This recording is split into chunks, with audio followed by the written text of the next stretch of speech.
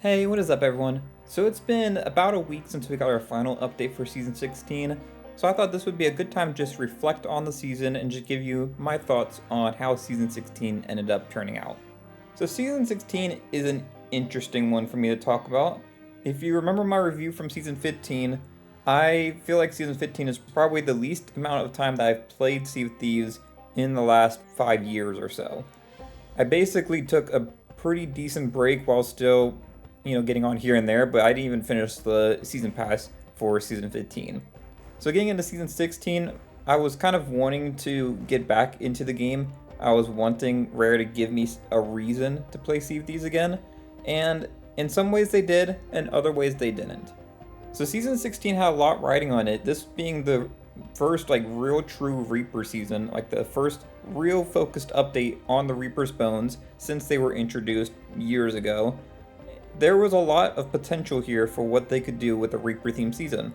And if you remember, I made a video back then also talking about just kind of what I would want from a Reaper themed season. And we didn't really get any of that stuff, but that doesn't mean what Rare did give us is bad. It just is different than what I had wanted. So let's start with the different things that were added during this season, and then we'll get more into a broader review of the season as a whole. So just like season 15, the content for this season was broken up with stuff being spread out throughout the different months. So for the first month, we got a brand new voyage for the Reaper's Bones, which is a bit contentious because previously the Reaper's Bones was really just focused as being a PvP focused faction. Now with season 16, we're introducing PvE content into this faction, and it's a little bit interesting in terms of how they tried to address that and try to balance both sides of that issue. So this first voyage, the search for ancient secrets, this voyage kind of reminds me of something like the Legend of the Veil, but for the Reaper's Bones. I don't think it's a bad voyage, it's actually quite a quick voyage to do. I think there's some nice aspects to it, but it wasn't one that really made me want to play it too often. I kind of did, like 2 or 3 of them on my own for the first week or so, and then I never did the voyage again. And it's not really because the gameplay was bad. I think the gameplay was okay for this. The main problem with this voyage was, as someone that mostly plays solo, it was just not a good idea and not a good use of time to try to do this as a solo player. Maybe as some time has gone on, it will be easier to do as a solo player, similar to how Skull of Siren Song wasn't great as a solo player, but now you really have no problem doing the Skull of Siren Song anymore. Maybe that will improve in the future, but really this voyage is not great for solo players for a few reasons. The first being mainly because you have the Reaper's Mark flag on you, so you are marked no matter what. You also have the item that you get at the end of the Banished Skull that's also marked when you finish the voyage. I've been thinking about this a lot throughout the season, and the reason they did this obviously is they want to encourage PvP for these voyages. But the problem that I have with it is previously the people that would put up a Reaper emissary, they were choosing to do that because they wanted to be marked on the map in exchange for higher rewards. With these Reaper voyages, it feels like you're basically being forced to take on that extra risk, rather than it being a choice to earn more reward.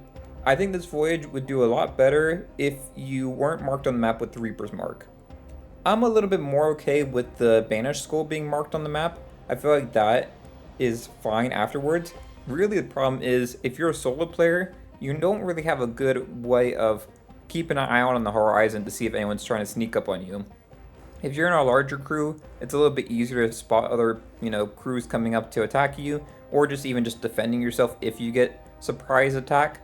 Whereas I feel like as a solo player, you don't really have as good of a way to protect yourself doing this voyage.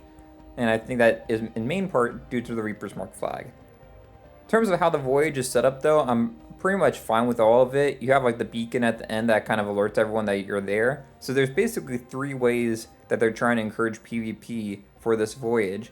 You have the Reaper's Mark flag, you have the marker on the map for the actual skull itself, and then you have the big beacon when you're finishing the voyage. There's also a 4th way that they're encouraging PvP by making it so you have to sell at Reaper's Hideout, which is another way of kind of forcing PvP because you only have one place to turn it and you don't really have other options. I think all those reasons combined made it just so that I have no interest in doing this voyage, even if the gameplay is good. With that being said, though, and if you remember my video from the beginning of the season, this is a very fun voyage to steal from. I think as a solo player, the key to this voyage is not doing it yourself, it's trying to steal it, whether you tuck at Reaper's Hideout, which was my more go-to strategy, or rowing up or swimming over, tucking on the person while they're doing the voyage itself. I did both of these a lot. It was basically how I got all the skulls for this. I think I only, actually did the voyage and successfully turned in the skull maybe twice, but then the rest of the time was all just from skulls I stole. And that was a lot of fun. In that video from the beginning of the season, where I addressed the kind of problems that I had with the voyage and just kind of, the season not being exactly what I wanted, I also talked about how I was still having a ton of fun with this game because of being able to tuck and everything and kind of having that rush of excitement again. Because I feel like prior to this season's release, tucking was at like an all-time low in terms of where it was before. The introduction of diving for voyages and stuff with Season 11 and just other changes they made going forward really hurt tucking in the game, and I feel like this season brought it back a little bit. I do think, though, that this voyage has a problem that I kind of was expecting, and it's very similar to the Skull Siren song. No one really wants to take risk like that in the game unless they're doing accommodations. So you saw a lot of people doing these voyages in the first couple weeks. Anyone that is like a commentation grinder or like a 100% completist or anything like that, they basically got through this as fast as they could and then they're done. They're not doing it anymore. You might occasionally see people doing this voyage here and then, but really I never see anyone doing this. I'm not exactly sure how they could address it to make people do it again. I don't think it's bad gameplay like the Skull Siren song. We've talked about Skull Siren song in other videos, but I feel like the gameplay for that core gameplay, was just boring. The slow moving ship, the going to different islands, the having to run around an island to find Briggsy, all of that just was not fun gameplay.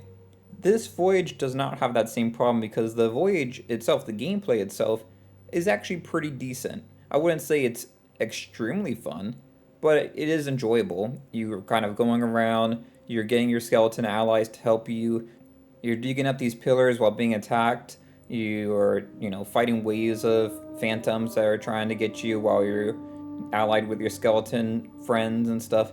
That, I think, is all really interesting and fun and a little bit unique to the Sea of Thieves world. So I'm happy with all that. I think it's really, if they got rid of that Reaper's Mark flag on the ship and then just kept everything else the same, this voyage, I think, would be way more popular. Next, let's talk about the Cannon of Rage. So the Cannon of Rage, I thought was going to be something a little bit more useful in the game. When it first got announced, I saw a lot of people that play solo very worried about this because they thought it was going to just dominate solo players in the game and just people were going to put it in the front of their ship and just take out solo players, and no solo players were not going to stand a chance anymore. I don't think that's how it turned out at all. I think Rare was very concerned about people being upset with this new tool that they so heavily nerfed it that it's basically not even worth using anymore. I will use it if there's a good opportunity to use it. It's kind of like if it's there conveniently, similar to like if I see like a trident on the ground, if it's there, I'll use the trident, but I'm not going to go out of my way to get the trident. That's kind of how I feel about the Cannon of Rage. There's been a few instances where it's been very useful, but for the most part, I think it's just too heavily nerfed. You basically shoot like 3 cannonballs out of it, and then you have to wait and not use it anymore because it's overheating so quickly. I think I should be able to get through at least like 6 cannon shots before it starts overheating, but it just starts overheating so quickly that it's not even worth using. And I've tried to take it to stuff like a sea fort and things like that, and try to use it there, but then the phantoms started attacking the Cannon of Rage, so then that exploded, and it just didn't end up being a good situation. I have found to use it a little bit better. I don't like to use it on my ship, but I will use it on land, so if I'm tucking at Reaper's Hideout, I'll have it ready there. I can kind of go up to where the ship is and use it to get a few cannon shots, which is pretty useful because sometimes those towers there aren't in a good position to shoot at the ship. I've also used it for PvE enemies, so I went to a skeleton fort and I took that with me and I just kind of plopped it down, and then I was able to take out some of the skeletons. I was mainly doing it to try to progress the accommodation, but I did find it pretty useful to gets out some, big waves of skeletons pretty quickly. So I do like it. I just think it's too heavily nerfed. I think it overheats way too quickly, and I think it takes way too long to try to set it up and deassemble it. So those are my thoughts on the Cannon of Rage. I've tried to use it a good amount this season, but it just never really impressed me too much. Something that is super impactful though is the new emergent skeleton helpers. So the skeleton mercenaries that were added to the game, I think are probably the best addition they've added to Sea of Thieves in the last several years. Honestly, this might be my favorite addition to the game since Sea Forts. And that's kind of a crazy thing because that was a long time ago. But honestly, that's how great these are. This is most definitely my favorite thing that was added all season. I thought the Skeleton Mercenaries were going to be a little bit more of a gimmick when they first were announced. I saw them, I'm like, oh, they're not going to be that useful. But as a solo player, I'm telling you, every time I see the Skeleton Mercenary, I always dig them up. They're extremely helpful. I've also used them in PvP context. It's been great for that as well. And honestly, using Skeleton Mercenaries sometimes just feels like cheating. Like, I'll go onto an island and I'll have a treasure map voyage. I was just recently doing one of the Gilded Athena voyages, and I don't even try to look for the treasure anymore. I kind of know where they would be roughly, but I just go to the Skeleton Helper, I show them the map, and then they lead me in the direction of where to go for it. And they basically take you right to it, mark where you're supposed to be, you just dig it up right there, and you're good to go. I absolutely love that feature because, especially on the bigger islands, as a solo player, you just don't really have the time to be doing all that. You want to just kind of get in there quickly and get out before someone sneaks up and attacks you. So I think the Skeleton Mercenaries are honestly the best thing that was ever added for solo players in this game's history. And maybe that's a little bit hyperbolic, but I think if you're talking about updates specifically aimed at helping solo players, this has to be at the top of the list.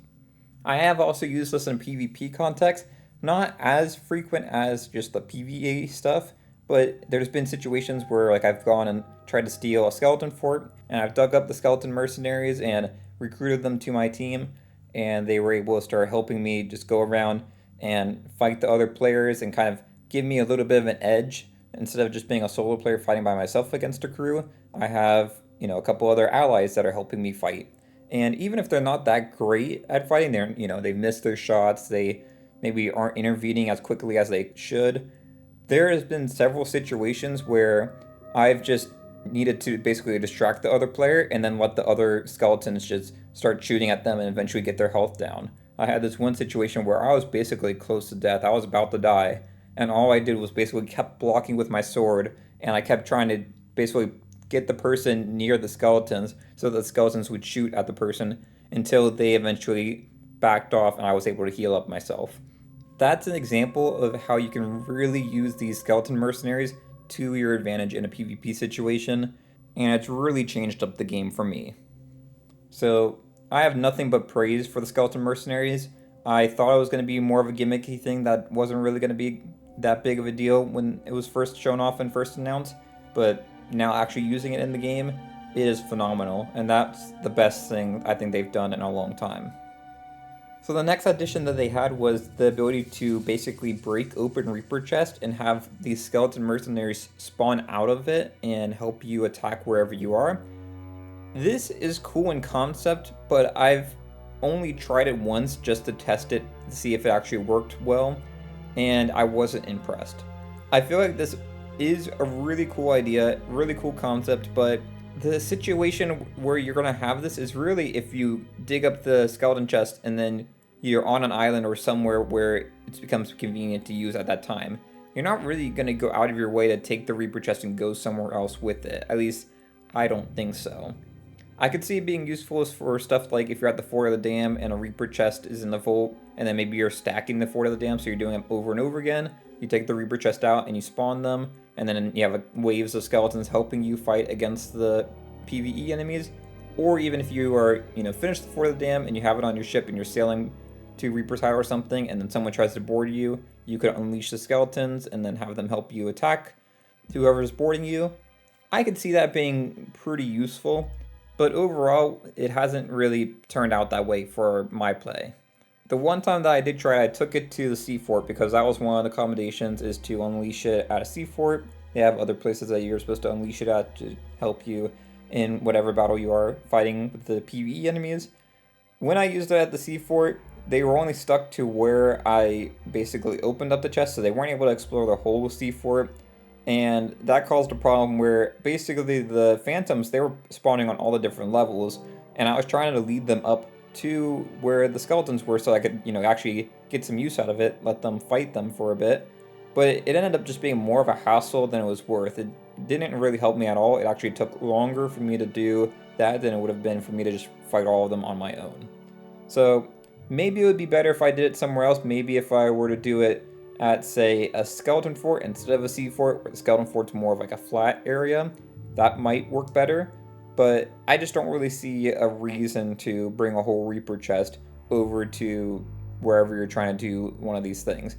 It honestly puts you more at risk to do that than it would just be to fight the things by yourself. I just don't really see the benefit outweighing the risk. But with that said, let's get into our final addition for the season, which is something that was added recently, which is the Followers of the Flame Voyage. This voyage, I'll be completely honest, I was not excited for it. When they showed it off in the different trailers and they talked about what it was going to be, I saw it and I thought, oh, that seems very boring. I don't think anyone's going to like doing that. It doesn't really seem like it's going to be that fun or that valuable to do. And this was another one where I was completely wrong, which is a shock for me because usually I'm right on everything. But with Season 16, there's been two things now that I've overlooked, and it ended up being really good. This voyage, while it still has the same issues that the previous voyage had, for some reason I just find this to be a lot more enjoyable. It's kind of a relaxing type of voyage where you're basically just taking the lantern and exploring the island, and then you're fighting these skeletons, and at the end you get to this new chest, which is basically a reskin of the Reaper chest, but they call it the Chest of Bones. And all the skeletons that you found on that voyage all kind of just do a ritual to go inside the chest, and then you get that chest and you take it back to your ship. There's only a few pieces of treasure that you're taking to your ship, so it makes it a little bit easier for solo players. You're not going back and forth trying to grab a bunch of treasure on your ship. You're really only focusing on 4 pieces of treasure, which I think is extremely helpful when doing this type of voyage. And in general, I just enjoyed it. I thought it was a nice, relaxing, kind of chill experience to do this. I talked about it more in that video last week going over this voyage, so if you want to hear more thoughts about this voyage there, you're welcome to go check that out.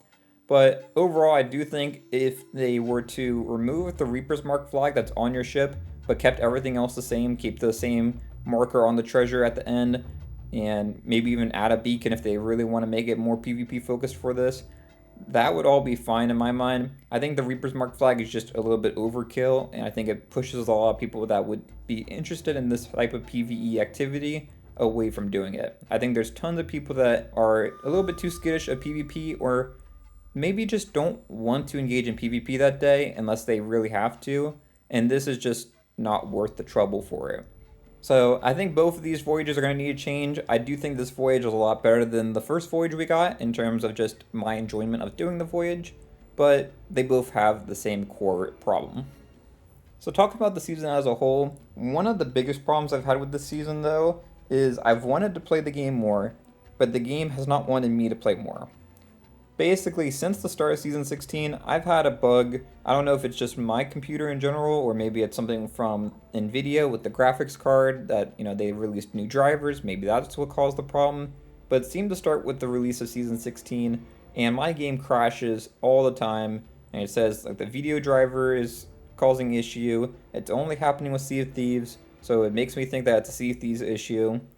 And in general, this really has hurt my enjoyment of the season. There's been many instances where I'm in the middle of a fight and I get kicked out and it ruins whatever I'm doing. And maybe sometimes I can try to recover it, and sometimes I'm able to get back to what I was doing. Maybe I can recover a little bit of the treasure that I, was trying to steal. But other times it just completely kicks me out and ruins any plans I have, especially when I'm doing like tucking and stuff. And that has just been a very aggravating experience to deal with all season long. I hope this gets addressed. It really shouldn't reflect on the season content as a whole, but it is part of my view of Season 16 because I've been dealing with this the entire season. Another issue that I've had with Season 16, and This really is kind of like a mixed situation. I talked about it more in depth in the other video from a few weeks ago. This is the events that they've had for this season, which have had like kind of the opposite effect on me, where I see the events coming up and it makes me not want to play the game until those events happen. So like we have like these great events that are a great time to play the game, but then in the off times when there is nothing going on, it makes me feel like I should be playing something else. Like kind of like I need to save my energy for Sea of Thieves for when these events are happening and play something else until those events happen. I know some people in the comments for that video said that that was a terrible mindset to have for it, but that's just my honest thoughts when I'm talking about Sea of Thieves. And honestly, I feel justified now with the release of this Athena event that's going on. This event has been super fun. I'm going to talk about more in my Tuesday video because I want to wait till a little bit more of the second part of the event has happened before I talk more in depth about it. But in terms of justifying my previous thoughts on these events, I really do feel like I made the right decision and kind of waiting to fully get in and play hours upon hours of Sea of Thieves for this event because I really had a great time playing the game during this event because there's just been so much activity going on in the game. I'm making so much money in gold and stuff from this. It's been great with all the rewards that have been attached to this. So it's just been a great time. When I played outside of the events though, it was pretty boring, nothing really going on. No real loot piles to steal that much. There just wasn't really that much excitement. Season 16 is very much a mixed bag for me. There's stuff that I really like, some things I think are the best things that we've gotten in years, like with the skeleton mercenaries, and I think the voyages are pretty decent compared to, say, the voyages from last season. But then there's other stuff like the bugs that I'm dealing with. I think other people have been dealing with some more bugs with this season as well.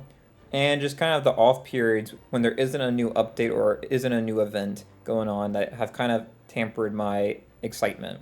I think the first month and this third month have been great for the season in terms of having the events and the new content.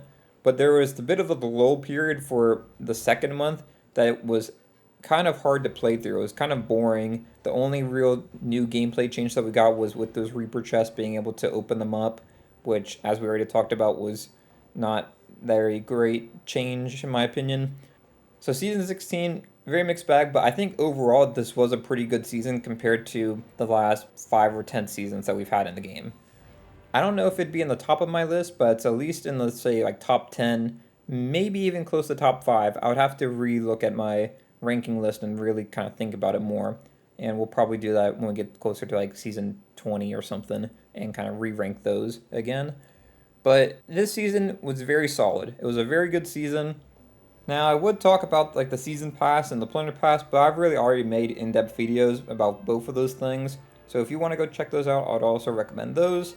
But let me know in the comments below, what do you think about this season? Did you enjoy it? And what is your favorite aspect of the season? Which is like basically your favorite addition or change? I'd love to hear all y'all's thoughts in the comments below, but if you enjoyed this video, it'd be great if you like and subscribe. And until next time, thanks for watching, and I'll see y'all later. Bye, y'all.